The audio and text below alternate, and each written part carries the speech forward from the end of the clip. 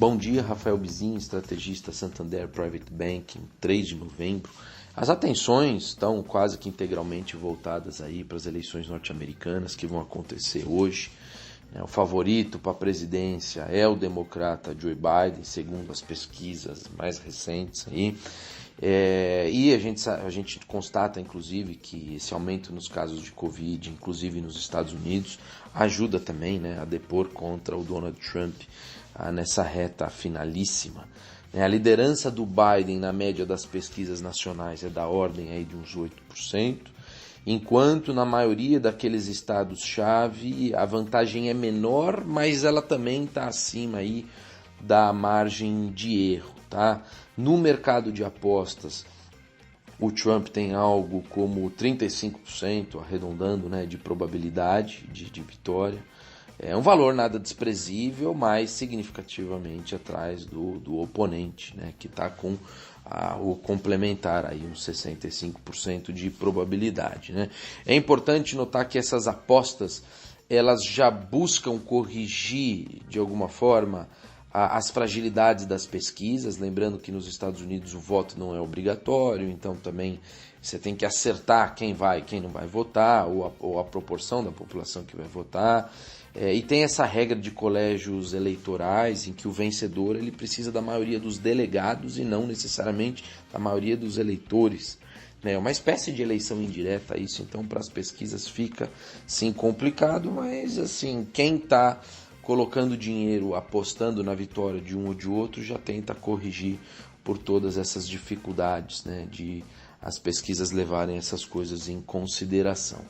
Um tema muito discutido agora é o fato de que vários norte-americanos já estão votando pelos correios, há algumas semanas inclusive, e aí as regras de apuração dos resultados em cada um dos estados é diferente, alguns só começam a apurar depois do pleito efetivamente, depois de hoje, outros já começaram.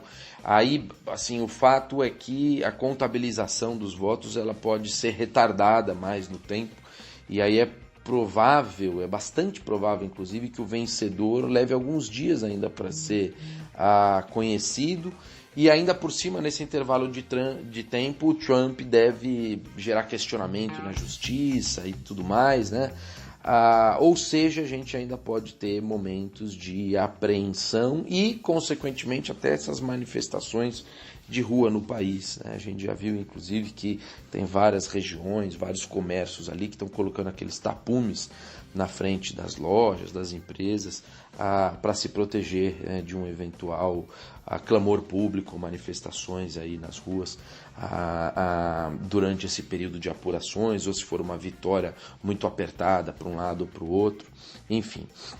Agora, de certa forma, todos esses fatores aí, eles já vêm sendo levados em consideração, vêm sendo antecipados pelos mercados, que já sofreram na semana passada. Então essa tensão pré-eleitoral, vislumbrando tudo isso que a gente discutiu, associado ao aumento dos casos de contaminação pela Covid-19 e as medidas restritivas na Europa, tudo isso já constituiu um arranjo ideal para mais volatilidade e para as quedas que a gente viu na semana passada dos principais índices das bolsas internacionais. Mas entre ontem e hoje de manhã, a gente já vê esses mercados operando em alta, ou seja, parte dessas incertezas todas elas já estão sendo digeridas, foram incorporadas aos preços, gerando um impacto já prematuro, antecipado.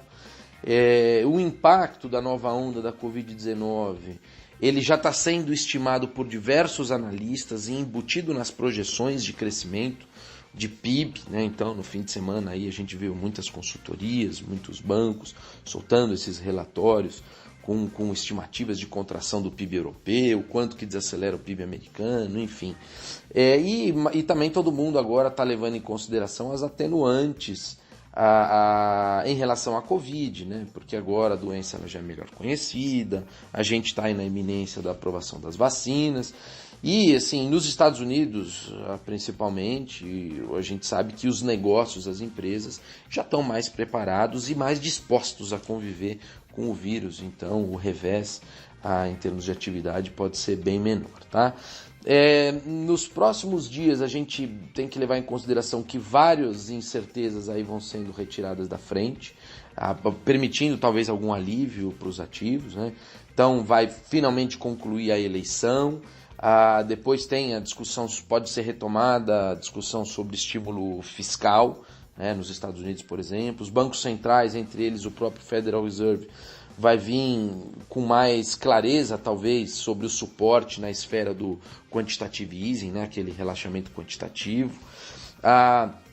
Os resultados aí da fase 3 dos novos testes das diversas vacinas vão ser conhecidos.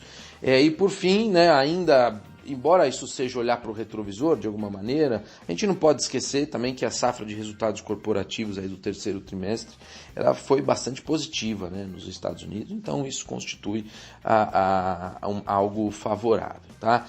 Importante a gente notar também que os papéis de tecnologia, que têm um peso muito relevante no SP500, eles vêm perdendo bastante dinâmica, mas depois de uma valorização muito expressiva esse ano.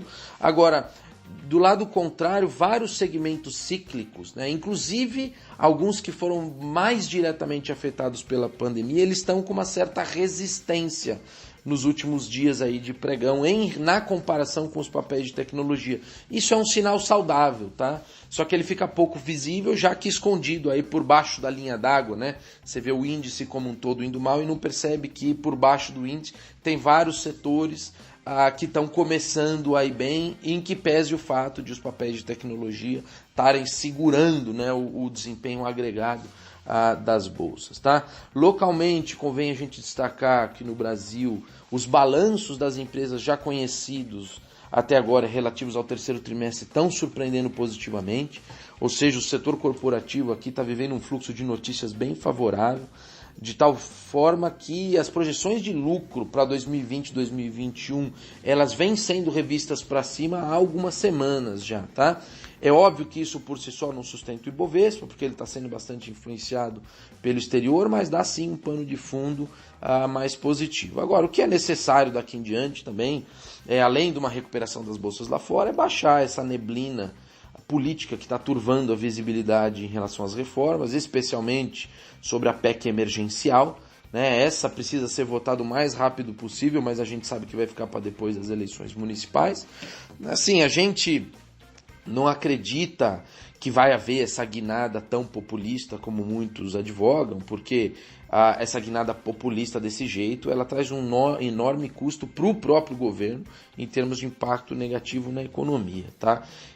No entanto, assim, as pressões para acomodar mais despesa no orçamento de 2021, elas vão ser, de qualquer forma, uma constante, né, e vão perdurar por mais alguns meses. E isso vai continuar também gerando volatilidade. Eu fico por aqui, bom dia a todos.